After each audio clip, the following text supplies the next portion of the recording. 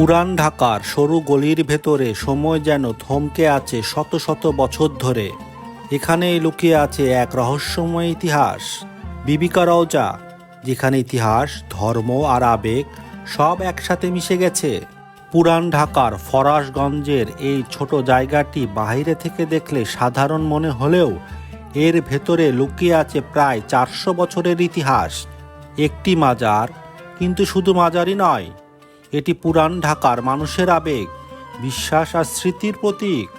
ধারণা করা হয় বিবিকা রওজা প্রতিষ্ঠিত হয়েছিল মুঘল আমলে। জানা যায় 1640 সালে সুলতান সুজার শাসনামলে মীর মুরাদ হোসনি দালাল বা বিবিকা রওজা প্রতিষ্ঠা করেন। এরপর থেকে বাংলাদেশে তাজিয়া মিছিলের সূচনা হয়। যখন ঢাকা ছিল বাংলার রাজধানী, এই জায়গাটি ঘিরে রয়েছে নানান কাহিনী। শত শত বছর ধরে বাঙালি শিয়া সম্প্রদায়ের লোকেরা ইমাম হোসেন রাদিয়াল্লাহু তাআলা আনহুর মৃত্যুকে স্মরণ করতে তাজিয়া মিছিল বা কারবালার চিত্র প্রদর্শন করে আসছে। বিবিকা রওজার খাদেম বিষয়টি বিস্তারিত আমাদেরকে জানান।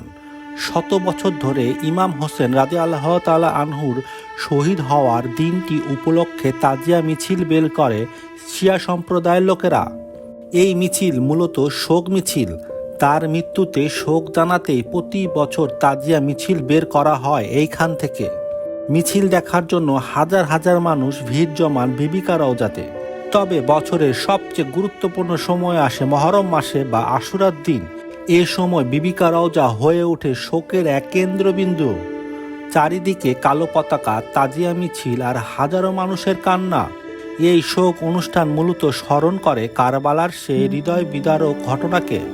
ইমাম হোসেন রাদিয়াল্লাহু তাআলা আনহুর আত্মত্যাগের স্মরণে পুরান ঢাকার মানুষ আজও এই ঐতিহ্যকে ধরে রেখেছে। এই জায়গাটি ঘিরে রয়েছে নানান কাহিনী। বিবিকা নামটি এসেছে বিবি থেকে, যার অর্থ সম্মানিত নারী। কিন্তু প্রশ্ন হলো, এই বিবি কে ছিলেন? কেউ বলেন তিনি ছিলেন একজন ধার্মিক নারী, আবারও কেউ বলেন তিনি ছিলেন শহীদের পরিবারের কেউ। তবে তার প্রকৃত পরিচয় আজও অজানা। এই মাজারটি অন্যান্য মাজারের মতন নয়।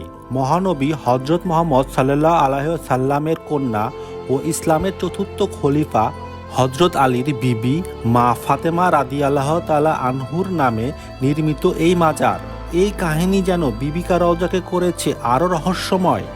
স্থানীয়দের বিশ্বাস, এখানে মানত করলে পূরণ হয় ইচ্ছা। অনেকে আসেন দোয়া করতে, কেউ আসেন শান্তির খোঁজে।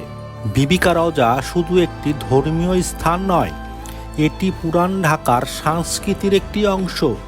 প্রজন্মের পর প্রজন্ম ধরে মানুষ এখানে এসেছে, কেঁদেছে, প্রার্থনা করেছে আর রেখে গেছে তাদের গল্প।